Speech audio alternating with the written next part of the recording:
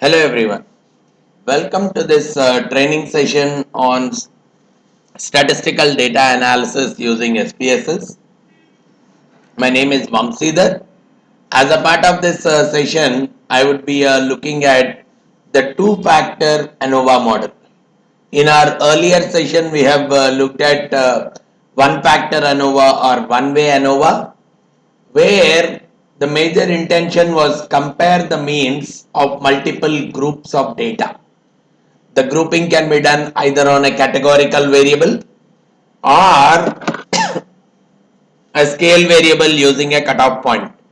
But we were doing analysis of or comparison of the means across the various groups.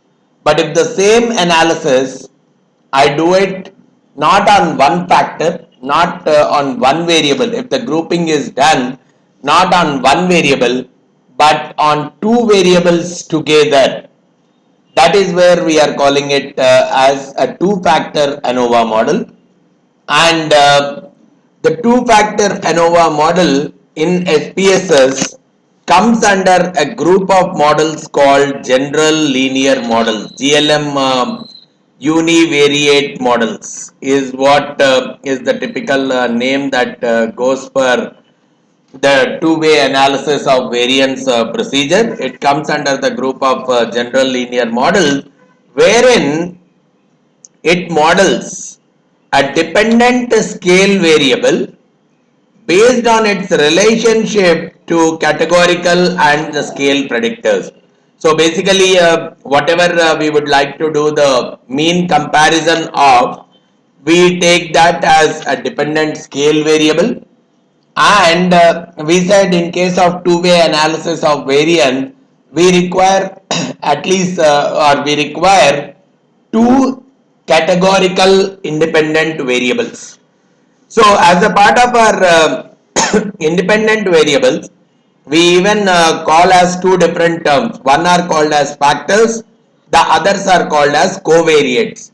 Factors are nothing but categorical variables which are used for predicting the dependent variable, whereas covariates are scale predictors. So as far as two-factor ANOVA is concerned, I am more bothered about the two independent variables to be the categorical variables itself. But when I am considering, let's say, a couple of scale variables also along with categorical variables, then we would be looking at analysis of covariance and few other aspects which we'll cover as a part of our next sessions. But in this current session, when we are talking about two-factor analysis of variance procedure, our intention is straightforward. The two-factor analysis of variance, the two factors whatever we are considering for a grouping purpose, they are only categorical variables itself. And the major important thing in two-factor ANOVA or any general linear model mechanisms is we also look at the interaction between those two independent variables which we are considering. Right? Probably if I say I want to find out, I want to compare the means, right? I'll look at the case question, probably that would become more easier for you. I want to compare the uniformity or equality of the means of the cholesterol levels based on gender and smoking status. Means probably when I have done one way ANOVA, one factor ANOVA, we were comparing the cholesterol, the average cholesterol levels across different genders. Is A1 equal to A2, or A average cholesterol of males is equal to average cholesterol of females?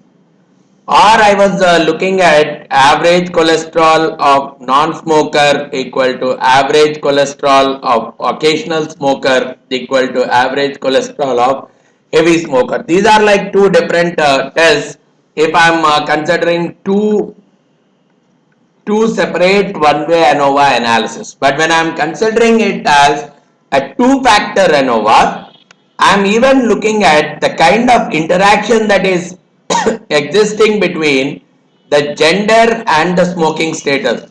It may so happen that a male heavy smoker may have a completely different average compared to a female heavy smoker, or a male heavy smoker has the highest average whereas female non-smoker has the highest average. Some different kinds of things could come out when I am taking the combination of the two independent variables. That is what we call as the interaction effect. And even our one-way and two-way ANOVA procedure helps us even in comparing the means across the two independent variables. Also, the two independent variables will be factor variables itself, no covariates will be here.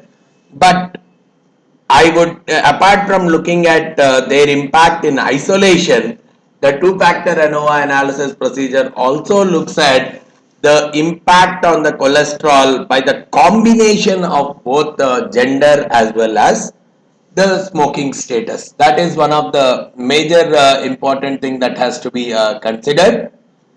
So some of the assumptions that this model goes with is the errors are independent of each other, and the error is typically normally distributed. Some of the assumptions, just from a understanding standpoint, if I want, it is more like the errors are normally distributed. Now, this is very much important in case of two-way analysis of variance procedure. The dependent variable has to be a scale variable, whereas when we are talking about the factors, we generally use two words: fixed factors versus random factors. And as we have discussed, factor is nothing but categorical variable. In some cases, what could happen, that categorical variable will have a fixed set of values. For example, gender, male, female, it cannot be anything else. Or here also, in case of smoking status, okay, we are saying never smoked, occasional smoked, heavy smoke. Whereas there may not be anything else which is omitted, but probably they, in this case, they are called as fixed factors. But probably if you look at, let's say, states in a country, or probably you look at states in a country, S1, S2, S3, or stores in a city, S1, S2, S3. Probably if the fourth store is added, it may go as S4 and it will have a different quantification to it. In this case, the store should have to be treated as random factors, whereas when we are considering males or smoking status, we call them as fixed factors.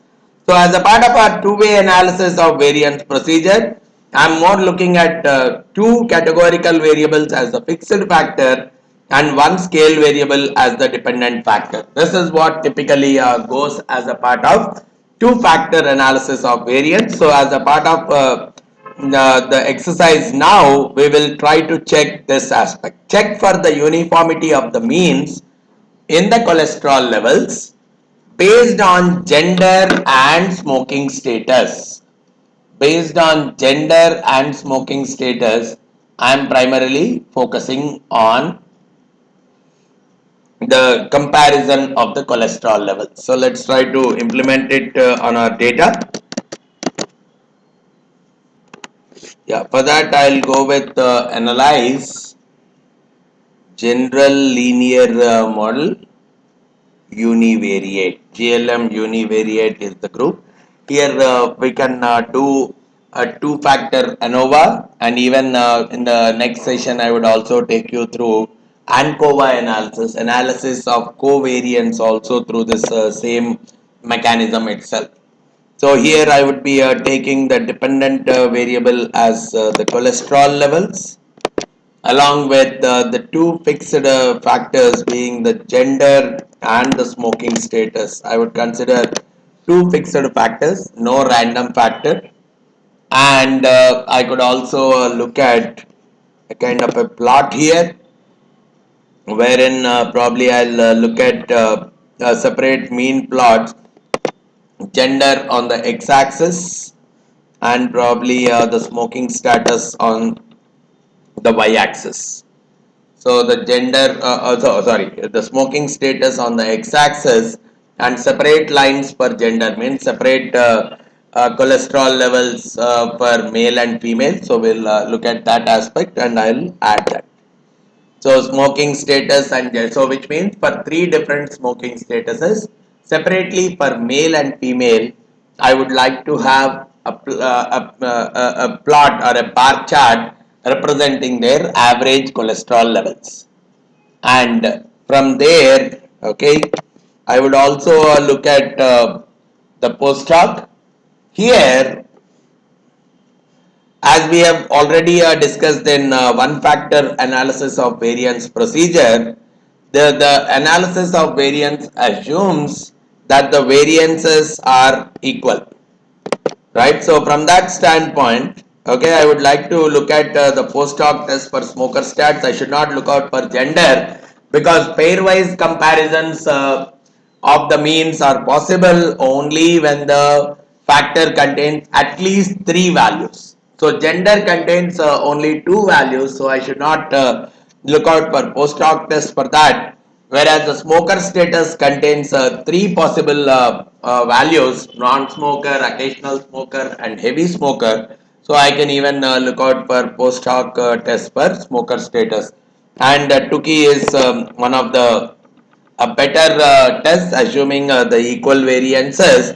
So I'll select one of these tests which will do a pairwise comparison of the means across the various smoking status levels. If I want, I can continue with that, or even I don't need this part at all.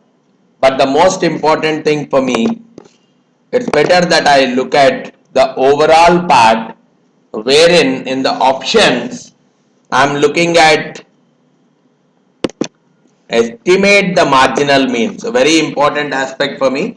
I am estimating the marginal means between the gender and the smoking status combination, where I would look at the descriptive statistics, the homogeneity, the spread versus level plot, all these kind of things. We'll try to estimate what we are trying to do in this exercise, right? I would like to go with all of them. And finally, so this options box is a very important thing as far as the two factor analysis of variance is concerned. Now the first thing, okay, just a quick look out with your data between the various factors. The gender 0 1, there are 198 males, 200 females. Smoking status, non-smokers 132, occasional smokers 179, and heavy smokers are 89. But to start with, let's look at the descriptive statistics for each combination of the factors. Male, non-smoker. This is the mean, this is the standard deviation, and these are the numbers. Similarly, a male occasional smoker, something like this. Now, one thing you could see is at the total level, non-smoker 224, occasional smoker 291, heavy smoker 509. So there seems to be some kind of smoking status effect. Okay, at its broad scale, it looks like smoking status has some impact on the cholesterol level. So let me write out our analysis. So because for different smoking statuses, we are able to observe that the average cholesterol levels are different. So I could easily conclude that I call that as a smoking status effect. Means the smoking status in isolation has a different impact. Different smoking statuses have different values as far as the mean cholesterol levels are concerned. Now you look at gender effect. You look at this 396 and 238. So it also looks like overall between the genders also, male versus female, I am seeing that males are generally having more cholesterol compared to the female. So even it looks like there is a gender effect also. Just on the face of it, I'm not going into any statistical test. On the face of it, it looks like both the factors, the gender as well as smoking status, separately I am seeing that there is a different impact. Now look at combination. Yes, here it is in an increasing order. Here also it is in an increasing order. So probably we have to really see whether the interaction effect, because if the interaction effect was not there, probably this uniform growth, this also a uniform growth, probably it may indicate that the interaction is not that significant. So here also we are seeing the order is more or less the same in case of male as well as a female. So on the face of it, it is not coming out that there is an interaction effect. Otherwise, if there is an interaction effect, what we will typically see is this order will be different from this order. That is what we generally attribute it to the interaction effect when we are looking at it on the face of it itself. Because the mean variant, the mean things across the various combinations will differ if there is an interaction kind of an effect. All right. So look at the numbers also 70, 86, 42. They are not that homogeneous across the various groups, right? So there is some level of difference, but maximum thing probably looks like it is in the case of occasional smoker, but there is a decent representation from non-smoker as well as the heavy smoker groups also. And what about the standard deviations? 218, 253, 342. 101, 213, 162. It looks as if there is not that much of uniformity in the standard deviations. On the face of it, there is not much of a uniformity in the standard deviations because we are seeing 218, 253 and 342 here, whereas you could see 101 also. So it is varying as widely from 101 to 342 here. So on the face of it, I'm not able to talk anything about the standard deviation across the various groups, whether it is homogeneous or not. But I should look out for a test. That is where I look out for a homogeneity test, homogeneity of the variances test. Earlier also we have looked at it using the Levin's statistic. So now also we would focus on Levin's test, and even this time we have also selected the spread versus level plot. So I would also look at the spread versus level plot for our analysis purpose. Okay, let me get back to both of them on our data. So first look at the homogeneity of the variances test. It is coming out that the significance level is 0. Significance level is 0 is an indication which is less than 0.05. So you reject the null hypothesis, reject the homogeneity of the variances, which means you can very well say that the variances or the standard deviations across the various groups of data is not homogeneous. If the variances are not homogeneous, probably you should not go ahead with this analysis of variance itself unless the number of values are more or less uniform across. But just to understand this procedure, I'll still go further, but here itself it is outrightly understood that the significance level is less than 0.05. So I can very strongly believe that the equal variances do not exist, right? So once I look at it, probably even I can look at the spread versus level plot, where you could see some level of pattern coming up. As the mean is increasing, I am seeing that the variance is also increasing. Whether you are plotting when you are plotting the variance, what you are seeing, whether it is variance or even standard deviation, as the mean is increasing, this is what is the spread versus level. Spread is the standard deviation, or the variance, level is the mean.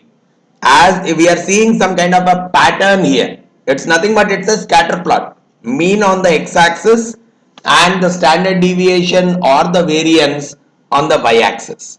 What is it doing? It is giving some kind of a visual representation of the assumption of your equal variances. If you see some kind of a pattern, then it means that the equal variances assumption is directly violated, where you could clearly say that the variances are nowhere equal. But if you see that there is no pattern, right, except for this, if you see as the mean is increasing, you are seeing that the spread variance or standard deviation is increasing. But if you typically talk about non-equality of variances or equality of variances, what we see is we see a completely different pattern. We see a completely random pattern here. So which means here I can directly say that the volatilities or the standard deviations or variances across the groups of data are different. So then we should not go further with the two-factor ANOVA. But yeah, just to understand the next steps, in case the variances are equal, what would I do? I would take you through that process also. So in case the variances are equal, what is that we are looking at? That for that, it's better that we look at the post hoc, wherein you would see group wise, we can see group wise. Okay, all significance levels are less than 0.05. Means there is a significant difference in the cholesterol levels across the various smoking statuses. So none of the smoking statuses, none of the cholesterol levels across no two smoking statuses are more or less the same. There is a huge difference existing, wherein you are seeing non-smoker to smoker, there is a difference of 67 on an average. Non-smoker to heavy smoker, there is a difference of 284 on an average. So probably you could see that the cholesterol of non-smoker is much lesser than the cholesterol of an occasional smoker, which is much lesser than the cholesterol of the heavy smoker. This is one thing you could derive from the post hoc test, because it is doing a pairwise comparison. So whenever the significance levels here are much less than 0.05, between that group of values we say that there is a significant difference, whereas wherever you don't observe that, we say that there is not much of a significant difference between those two groups of values. All right, now we can move on to the next thing, wherein the homogeneous subsets. So what we are seeing is, out of all these groups, there are two subsets that are being created for the cholesterol levels. One containing the non-smoker and the occasional smoker. Right, based on the post hoc test, what it is doing is, in a more interpretable form, the non-smoker and occasional smoker, they are combined into one group, whereas the second subset is containing heavy smokers. So probably, if at all I have to combine the groups, probably it's better to combine non-smokers and occasional smokers, whereas the heavy smokers are completely falling in a different group as far as the cholesterol levels are concerned, because here we see not that much of a significant difference compared to this number. That is one of the prime reasons we are getting different groups. So the homogeneity of the variances is even getting violated because of this scenario also. And now we are more interested, here it is talking only about the smoking status, but I am more interested even looking at the interaction effect, gender wise also. I now have to bring in the interaction effect also, talking from a gender standpoint also. For that, it's better to look at the estimated marginal means. So let's go back to the estimated marginal means. Where are they? Yeah, this is the estimated marginal means. 290, 344, 677, 149, 243, 351. So probably even this is looking on an increasing order, this is looking on an increasing order itself. So here, at least on the face of it, it is saying that it's not, I mean, the interaction between the male or the gender and the smoking status is not having a significant impact.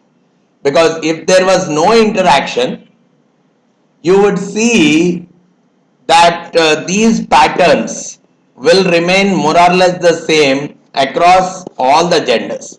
But if there is an interaction effect, then probably what we see is the order will slightly be different. The pattern will slightly be different.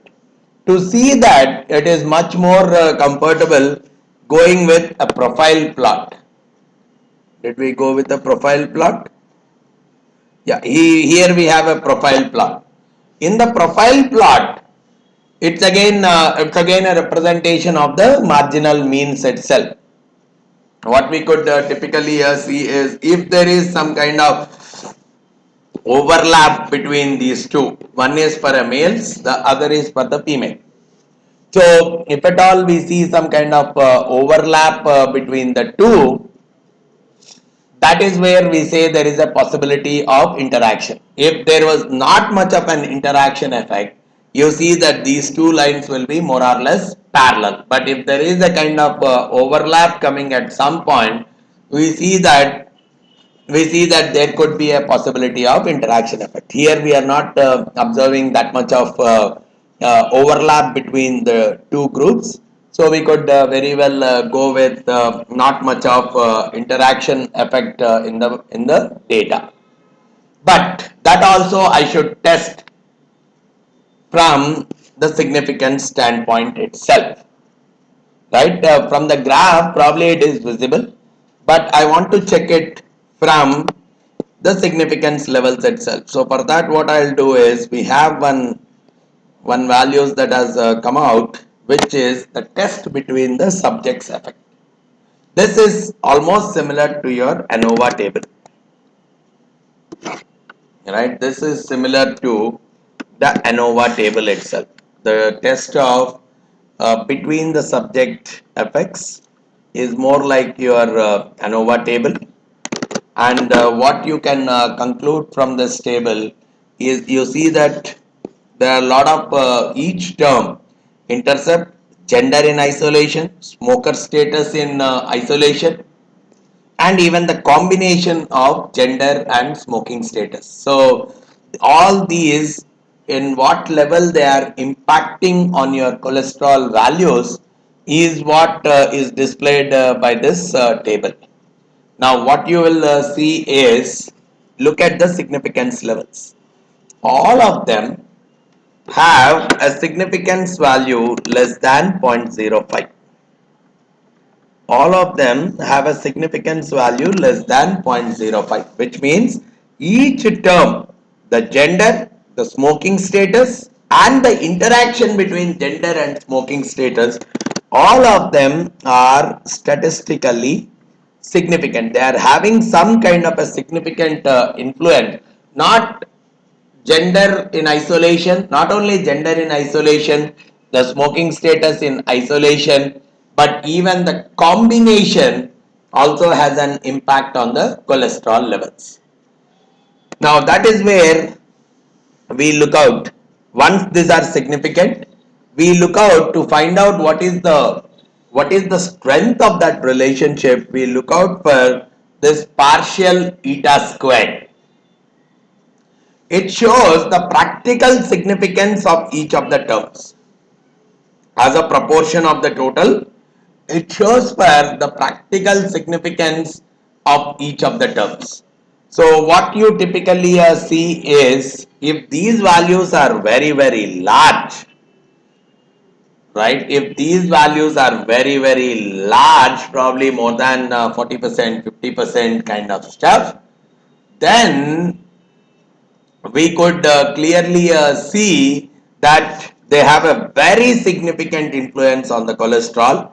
But if the values are much, much lesser, they have an influence, but they have very weak influence altogether. That is how we typically resort to making a conclusion. So here we are saying, yeah, gender has some influence on the cholesterol levels. Smoking status has some influence on the cholesterol levels. The combination of gender and smoking status has some level of influence on the cholesterol levels, but none of them have very significant influence because the partial eta squares are not that heavy. So that's how we conclude. See, initially itself from the variances, they are not homogeneous. So that's where I could have stopped this analysis. But in case we come across a data where the variances are more or less homogeneous, what should we do to come out with the two-way analysis of variance procedure? So to go ahead with that, I have taken all the other aspects, right? So this is what will quickly give us a kind of an understanding on what whether there is a uniformity in the means across the data, which is grouped based on two factors and not just on one factor, and what is the impact of the interaction between those two factors, what is the strength of the influence of each factor in isolation, as well as the interaction between those factors on the dependent variable, right? I hope you are able to understand the implication of two-factor ANOVA and how you use that two-factor ANOVA for comparison of the means based on two factors, based on the groups of two factors. In case you have any further queries regarding the same, you can very well get back to me on the number that I have provided below, or you can even send in an email at vamsidhar@pacegurus.com. I would be very much comfortable in terms of handling your queries. Thanks a lot for listening to this session. Thank you very much.